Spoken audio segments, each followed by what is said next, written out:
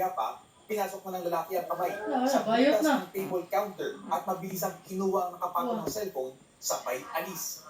Pag may-ari ng staff ng printing shop ang cellphone na nagkakahalaga ng 8,000 pesos at katatapos lang hulugan.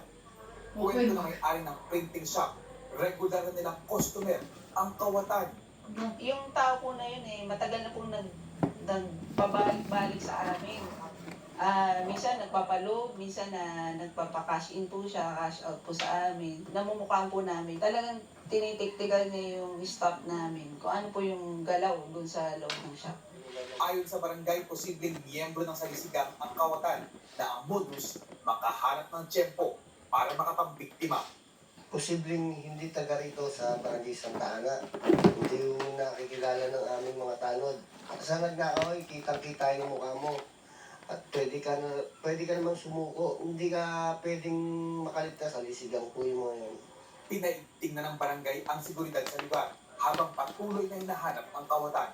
Christopher Sitson, ABS-CBN News. Sugatan ang mag-amang sakay ng motorsiklo ng ma-hit and run ng isang pickup sa barangay La Esperanza, Tulunan, Cotabato, Linggo ng hapon. Sa kuha ng CCTV, papaliko na sa kaliwa ang motorsiklo ng mag-ama nang biglang dumating sa kanilang likuran ang isang itim na pickup at binagda sila. Tumilapon pa ang bata sa kanilang motorsiklo. Hindi tumigil ng pick-up patungo sa direksyon ng Baturok, Pangas. Nagtamo ng galo sa kamay ang amang rider habang sugatan sa mukha ang bata. Ayon sa Tulunan PNP, sinisikap nilang matukoy ang may-ari at driver ng pick-up. Nasa ligtas na kondisyon na ang mag-ama. Ang bata may luwi kayo, pinalagpot.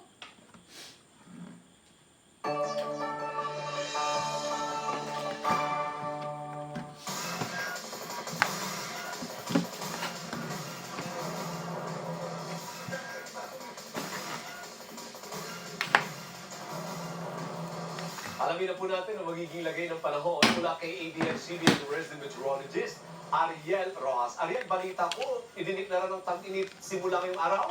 Yes, Alvin, tama ka. It's official. Ito rin ang pagkakaartisa ng pagsisimula ng tag-init sa bansa ngayong 2026. Tag-init is here.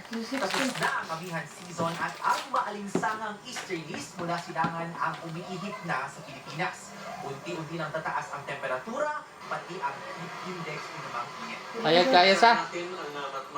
Hindi siya nagpulo. Wala pa. Yellow pa siya kay bago pa man. natin na ito ay mag-peak sa buwan ng April and first half of May. Babala ng ahensya, posibleng mas mainit ngayong taon kumpara sa karaniwang tag-init sa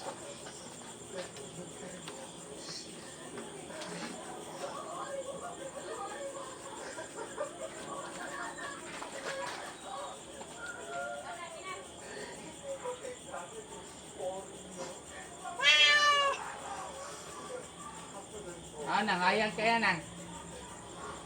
Mariam. Ha? Taligod. Oh.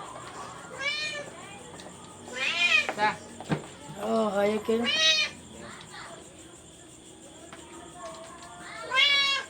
Kita tingin ko na. Isda.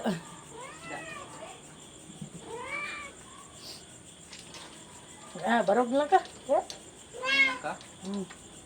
Mas mahayag pwede sa inig. Charge na dyan. Charge na. Mura nagkuhan. Moon.